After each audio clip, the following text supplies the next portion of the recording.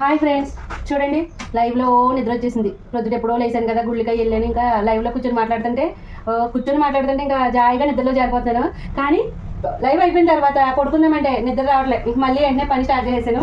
పప్పు రుబ్బుకోవాలి కదండి, సాయంత్రం మళ్ళీ టిఫిన్ తినాలంటే. అందుకని పప్పు వేసేస్తున్నాను ఇప్పుడు రుబ్బుకోవడానికి.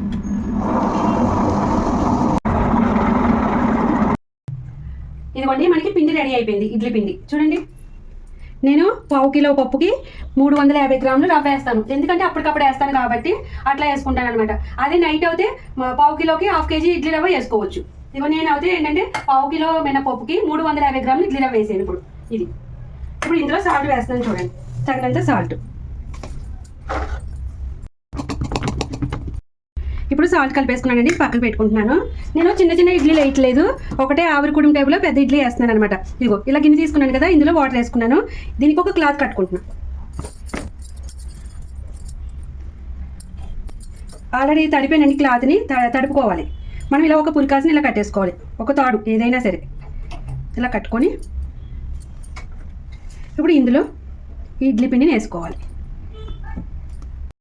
ఇప్పుడు ఈ సైడ్ ఉన్న క్లాత్లన్నీ కూడా దీని మీదకి ఇలాగా మొత్తం ఇలా కప్పేయాలి. ఇంతే. ఇదిగోండి, దీని మీద ఇలా మూత పెట్టేసుకొని మనం దీన్ని ఇలా స్టవ్ మీద పెట్టేసుకుందాం. చక్కగా మీడియంలో పెట్టుకొని ఆవిరి పట్టించేద్దాం. ఈ పక్కన చిన్న మూకుడు పెట్టుకుని ఆయిల్ వేసుకున్నానండి. ఇందులో కూడా చక్కగా దోరగా అట్టవుతే వేస్తాను. చక్కగా సిమ్లో పెట్టుకొని ఇలా మూత పెట్టుకొని కాల్చుకోవాలి. ఇదిగోండి మనకి అట్టు చక్కగా దోరగా కాలింది. ఇప్పుడు రివర్స్ చేస్తాను. ఇదిగో క్రిస్పీగా ఇటు సైడ్ కూడా చక్కగా. అలాగే మేము మూత పెట్టద్దు, మూత పెడితే ఈ పైన ఉన్న క్రిస్పీనెస్ అనేది పోతుంది. ఇప్పుడు వెనకాలది మూత పెట్టకుండా కాల్చుకుందాం. మనకి ఇక్కడ ఇడ్లీ కూడా రెడీ అయిపోయిందండి. ఇదిగో చూపిస్తాను మీకు.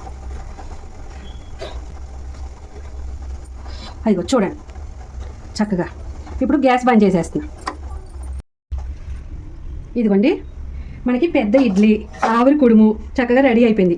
ఇప్పుడు చక్కగా చట్నీలో ముంచుకొని తింటే సూపర్గా ఉంటుంది. వేడి వేడి నెయ్యి వేసుకొని కూడా తింటే ఇంకా అద్దరిపోద్ది. ఇదిగోండి ఇలా అందరికీ వేసి పెట్టేయాలి. మంచిగా వేడి వేడిగా లాగించేస్తారు. ఇదిగోండి మనకి చక్కగా అట్టు కూడా కాలిపోయింది. మినపట్టు చూసారా ఎంత బాగా వచ్చిందో. ఇలా అన్నీ వేసుకొని చక్కగా ఒక్కొక్కరికి ఒక్కొక్క పెద్ద ఇడ్లీ, ఒక్కొక్క అట్టు పెట్టేస్తే భలే తింటారు. వేసి పెట్టేస్తానే.